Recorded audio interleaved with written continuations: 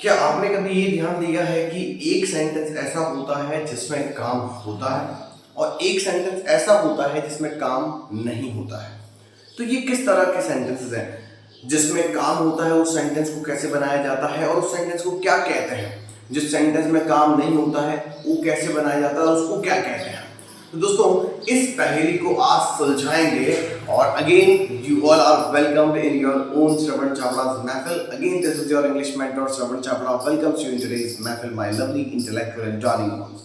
तो आज की महफिल में शुरू करेंगे कि सेंटेंसेस जो होते हैं, हाँ, उसे हम कितनी कैटेगरी में बांट देते हैं? दो कैटेगरीज में बांट देते हैं। वापस सुन लीजिए, मैंने कहा दो कैटेगरीज में बांट देते हैं, ठीक है। नाउ दो कैटेगरीज में जब आप इसे बांटने लगते हैं तो सेंटेंस पहला होता है जिसे हम कहते हैं एक्शन सेंटेंस। क्या कहते हैं? Action sentence. ऐसे सेंटेंस में काम होता है। वहीं पर अगर दूसरी कैटेगरी की बात करता हूं तो होता है नॉन एक्शन सेंटेंस। क्या बोला मैंने? Non action sentence. Non action sentences are those kinds of sentences in which you will not find happening any verb। हाँ, happening any verb। ऐसे सेंटेंस जिसमें आप कभी कोई काम होता हुआ पाएंगे ही नहीं, उसे हम नॉन एक्शन सेंटेंस कहते हैं। अब बात आती है कि सर एक्शन और नॉन एक्शन डिपेंड करता है कि टॉपिक्स पर, क्योंकि इससे पहले हमने टेंसेस पढ़ लिए हैं, इससे पहले हमने मॉडल्स पढ़ लिए हैं। बिल्कुल सही। तो अब सुनो अच्छे से। आपने टेंस के जो टेंस के फॉर्मूलाज पढ़े हैं उसमें एक फॉर्मूला फॉलो किया है, पता है आपने? Subject, helping verb, main verb और उसके बाद आपने ऑब्जेक्ट फॉलो किया था। बिल्कुल सही कह रहे हैं, है ना? बिल्कुल सही कह रहा हूं। यानी आप यहां देखोगे तो इस सेंटेंस में एक मेन वर्ब है। इसका मतलब जहां काम हो रहा है उसे ही हम एक्शन का मेन वर्ब कहते हैं। Whereas if we talk about non-action sentences, तो अब क्या होगा? अब होगा सब्जेक्ट, हेल्पिंग वर्ब, लेकिन अब यहाँ पर क्या आ जाएगा? एडजेक्टिव।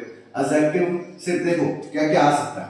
हालांकि ये जो मैं अब यहाँ लिख रहा हूँ वो यहाँ पर भी आ सकता है, इतना ध्यान रखना। जैसे कि ये मैं यहाँ पर A3 लिख देता हूँ। आखिर ये A3 क्या है इसकी हम बाद में बात करेंगे, पर अभी समझ लीजिए। सब्जेक्ट, हेल्पिंग वर्ब, A3, ठीक है। और उसके बाद आपका आ जाएगा सीधा नाउन। क्या आ जाएगा? नाउन। और बचा कुछ सेंटेंस पीछे और पीछे फुल स्टॉप।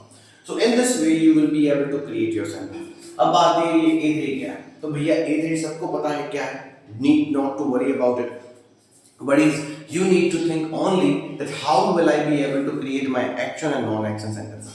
अब अगर मैं बात करूं, ये तो तुम्हारे टेंसेस के फॉर्मूला, ये दोनों ही किसके फॉर्मूलाज हैं? टेंसेस के फॉर्मूलाज हैं, ये भी और सॉरी ये एक ही, ठीक है। ये आपके नॉन एक्शन टेंस का फॉर्मूला है। हाँ, ये क्या है? Non action.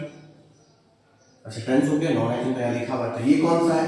ये भी टेंस का फॉर्मूला है, लेकिन ये फॉर्मूला किसको बिलोंग करता है? नॉन एक्शन को। ये किसको बिलोंग करता है? एक्शन को। अब यहाँ समझेंगे, हमने मॉडल पढ़ा, हमने मॉडल भी पढ़ा। तो मॉडल में एक्शन का फॉर्मूला आपने क्या लगाया था? सब्जेक्ट के बाद मेन वर्ब की जगह, सॉरी हेल्पिंग वर्ब की जगह पर आपने मॉडल लगाया। मॉडल के बाद आपने वर्ब की फर्स्ट फॉर्म लगाई। उसके बाद A3 आपको पता नहीं चला पर लगाया है आपने। मैं बताऊंगा A3 क्या है। If you are going to create the same sentence over here in non-action sentence, then try to understand। अगर ये का ये मॉडल जो है, ये का ये चीज जो है वो अगर यहाँ नॉन एक्शन में मिल जाए तो कैसे होगा वो देखिए नॉन एक्शन में क्या होता है? Subject, now model will be over there. और if you are going to create non action sentence, इसका मतलब आपको बी लगाने की जरूरत पड़ेगी। क्या बोला मैंने? सिर्फ बी लगा दीजिए, ओके। एंड बी के बाद सीधा का सीधा सेम का सेम A3 नाउन, और उसके बाद जो भी बच गया है वो आप लिख सकते हैं। ये आपका मॉडल का फॉर्मूला है, वो भी non action. Now try to understand what is the basic difference between these two things. Now try to understand इन दोनों के बीच में बेसिक टर्मिनोलॉजी क्या है, what is the basic difference between these things. मैं इसके दो सेंटेंस बनाऊंगा, मैं इसके दो सेंटेंस बनाऊंगा, and you will be able to find the difference between these two formulas। Now let's take some examples। मैं पहला टेंस का एक सेंटेंस बनाता हूं जो कि एक्शन सेंटेंस होगा, ओके। मैंने कहा माय स्टूडेंट्स, मैं क्या कहता हूं? My students. क्या बोला मैंने? My students will do this work. क्या बोला मैंने?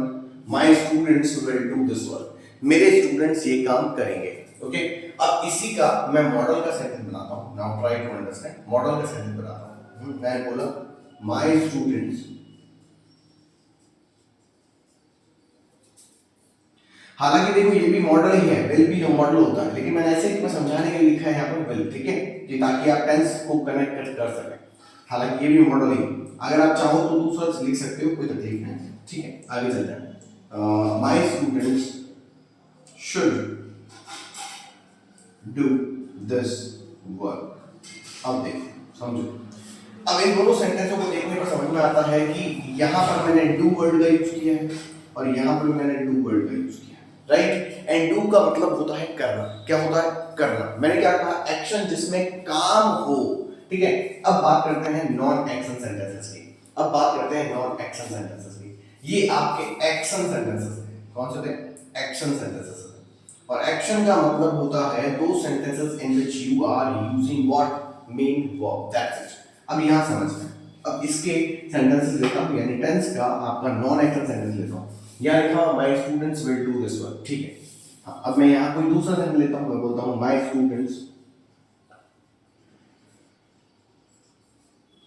Students should be in their class. Done. My students should be in their class. मेरे स्टूडेंट अपनी कक्षा में होने चाहिए। मेरे स्टूडेंट्स अपनी कक्षा में होने चाहिए, ठीक है। और एक और मॉडल का सेंटेंस ले लेते हैं। अच्छा, ये टेंस का था तो मैंने शुड भी यहाँ गलत लिख दिया है। शुड हटा देते हैं, शुड हटा देते हैं, शुड हटा देते हैं। नॉन एक्शन सेंटेंस में एक सेंटेंस ले लेते हैं, आराम से समझ में आ जाएगा। हाँ, मैं यहाँ यूज कर लेता हूँ आपके लिए। My students are there in their class. हाँ, मेरे स्टूडेंट्स वहाँ अपनी क्लास में हैं। हाँ, my students are there in their class. मेरे स्टूडेंट जो हैं वो अपनी कक्षा में हैं, ठीक है। आप चाहो तो ये देयर वर्ड यूज नहीं करो, कोई फर्क नहीं पड़ता है, ठीक है, कोई फर्क नहीं पड़ता। Now try to understand the next sentence says, मैंने लिखा माय स्टूडेंट्स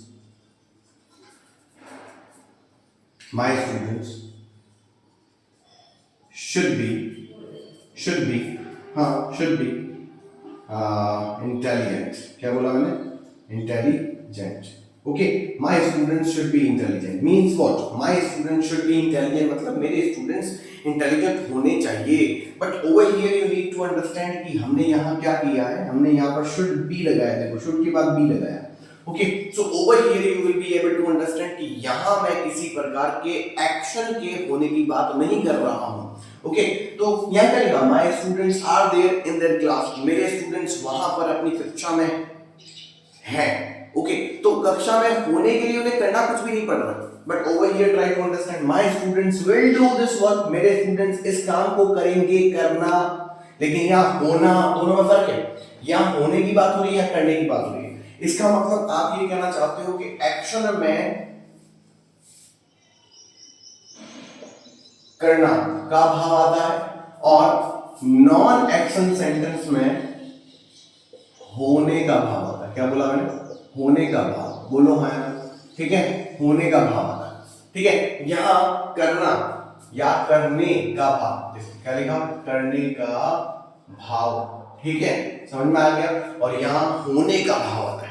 चलो कुछ और एग्जांपल्स लेते हैं। Now try to understand one more thing. हाँ, you need to follow the same formula. Subject is over here, my students. Helping verb ये रही are. A3 there. हाँ, noun हो तो लिख दो, नहीं तो कोई तकलीफ नहीं। यानी कहने का मतलब है सेंटेंस हमारे पास होना चाहिए बस। इसको मिला my students, ये पढ़ा, should ये रहा मॉडल, be ये रहा। इंटेलिजेंट एक एडजेक्टिव होता है, यानी A3। अब बात आती है सर ये है क्या? अब सुनो, समझने की कोशिश करना। मैं पहले A3 क्लियर कर दूं क्योंकि A3 आपको कंफ्यूज करेगा। Now try to understand what is the meaning of A3 when it comes to talk about A3। Now try to understand. A3 means पहला होता है आर्टिकल, ठीक है। दूसरा A3 का दूसरा क्या होता है? एडवर्ब। क्या होता है? एडवर्ब। ओके, और उसके बाद होता है एडजेक्टिव। आखिर ये क्या काम करते हैं तो वो सुनो। नाउ एक बात और ध्यान रखना, जब हम इंग्लिश की स्टार्टिंग करते हैं तो ये सब चीजें पहले ही आपको बताई जाती हैं। ओके, अब एक बात समझो, आर्टिकल, एडवर्ब, एडजेक्टिव क्या है? ओके, आर्टिकल का मतलब होता है सेंटेंस में ए, एन या द का यूज करना, ठीक है। एडवर्ब का मतलब होता है when why, where and how, इन 4 सवालों के जवाब मिल जाए वो एडवर्ब होता है, ठीक है। और एडजेक्टिव क्या होता है? एडजेक्टिव जो होता है वो विशेषता बताता है, आपकी क्वालिटी बताता है, यानी अच्छा, बुरा, गोरा, काला, मोटा, पतला, ऐसे सेंटेंस बताता है। मैं एक सेंटेंस लिखता हूँ, आराम से समझ में आ जाएगा। एक सेंटेंस लिखता हूँ, आराम से समझ में आ जाएगा। Let me right it now. Look it over here, look it over here, let me right a sentence. मैं सेंटेंस लिखता हूँ, मैं कहता हूँ, लिख जाएगा ना आपको, लिख जाएगा। मैं कहता हूँ विनय has been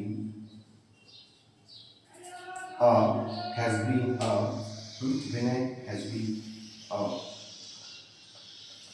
very intelligent student। तो आराम से समझना, ठीक है। Now try to understand. अब इस सेंटेंस को समझने की कोशिश करो तो समझ में आएगा। Vinay has been a very intelligent student. अब विनय क्या है? सब्जेक्ट है। हैज बीन क्या है? हेल्पिंग वर्ब है, ठीक है। स्टूडेंट क्या है? मैं कहता हूं विनय हैज बीन व्हाट, तो ये तो एक नाउन हो गया, बोलो है ना। अब Vinay has been a very intelligent student, इसका मतलब है विनय एक बहुत ही इंटेलिजेंट स्टूडेंट रहा है। विनय एक बहुत ही इंटेलिजेंट स्टूडेंट रहा है, ओके। हाँ, तो इसका मतलब है उसे रहने के लिए उसने किया कुछ नहीं है। इस सेंटेंस में to have been what to have been an intelligent student, Vinay did not do anything or had not do anything। समझ में कुछ करना नहीं पड़ा। तो यहाँ समझोगे तो देखो ये क्या लिखा हुआ है, ए क्या होता है? ए अंदर क्या होता है? आर्टिकल। तो ये पड़ा तुम्हारा A1, ओके। इंटेलिजेंट क्या है? नाउन, यानी स्टूडेंट की विशेषता है, तो ये एक एडजेक्टिव है। और वो कितना इंटेलिजेंट है? बहुत इंटेलिजेंट है, तो ये आपका A3 हो गया, ये A2 हो गया और ये A3 हो गया। मतलब कहने का मतलब है कि A is equal to article, adverb and adjective, okay. तो ये आप सब समझते हैं। मैं बोल सकता हूँ India is a very big country, तो अ वेरी बिग, अ क्या हो जाएगा? ए क्या हो जाएगा? आर्टिकल हो जाएगा।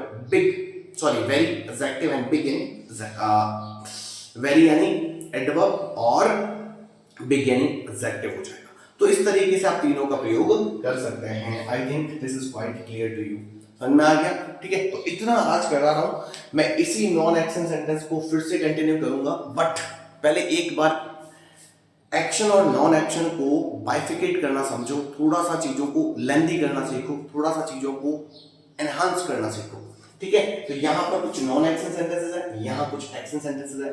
ये मैं बताना चाहूंगा कि नॉन एक्शन सेंटेंसेस सिर्फ और सिर्फ is, are, am, was, were, has, have, had, है ना। यहां पर will, shall के साथ बी लगेगा, यहां will, shall के साथ have लगेगा। इन हेल्पिंग वर्ब से ही आपका नॉन एक्शन बनता है, ठीक है। लिख तो दिया, आपको दिख नहीं रहा, चलो थोड़ा वापस लिख देते हैं। देखो, नॉन एक्शन बनाना हो तो सिर्फ सेलेक्टेड हेल्पिंग वर्ब ही होती हैं। कौन कौन सी? या तो आप इज, आर, एम से बना सकते हो जिसका मतलब होता है हूं, है, हाँ। या आप वॉज, वर से बना सकते हो जिसका मतलब होता है हाँ, था, थी, थे। आप विल और शैल के साथ बी लगाकर भी बना सकते हो जिसका मतलब होता है होगा, ठीक है। अगर इनसे नहीं बना रहे हैं तो आप हैज और हैव से बना सकते हैं जिसका मतलब होता है पास में होना, ठीक है। आप हैड से भी बना सकते हो, आप चाहें तो विल, शैल, हैव से भी बना सकते हैं। तो ये कुछ है हेल्पिंग वर्ब्स हैं, इनसे आप क्या कर सकते हैं? नॉन एक्शन सेंटेंस बना सकते हैं। कैसे बना सकते हैं इसको जानने के लिए कल का वीडियो देखना जरूरी है, आगे आने वाला वीडियो देखना जरूरी है। अभी तक इतना समझ में आ गया होगा एक्शन और नॉन एक्शन में फर्क क्या है, okay. So let's meet in the next class, till then bye, take care, see you and love you guys. Thank you so much and try to practise, try to use these kinds of sentences in your daily conversation, so that you will be able to create your own communication skills. You will be able to you will be able to enhance your communication skills. Always remember, Rome doesn't build in a day. Qutub Minar एक दिन में नहीं बनता है। और आप सोच रहे हो 4 दिन पढ़कर श्रवण जी के 10 वीडियो आ चुके हैं, वो देखकर मैं सीख जाऊंगा, इट इज नॉट पॉसिबल। ये काफ़ी लंबी सीरीज चलने वाली है। मैंने कहा तो 1 महीने का है, but I just want to continue the same thing. मैं इसे कंटिन्यू भी करना चाहूँगा। Okay, so finally it brings me to the end of this video. Let's meet in the next class. Till then, bye bye, take care, see you and love you guys. Thank you so much. Practice करिए।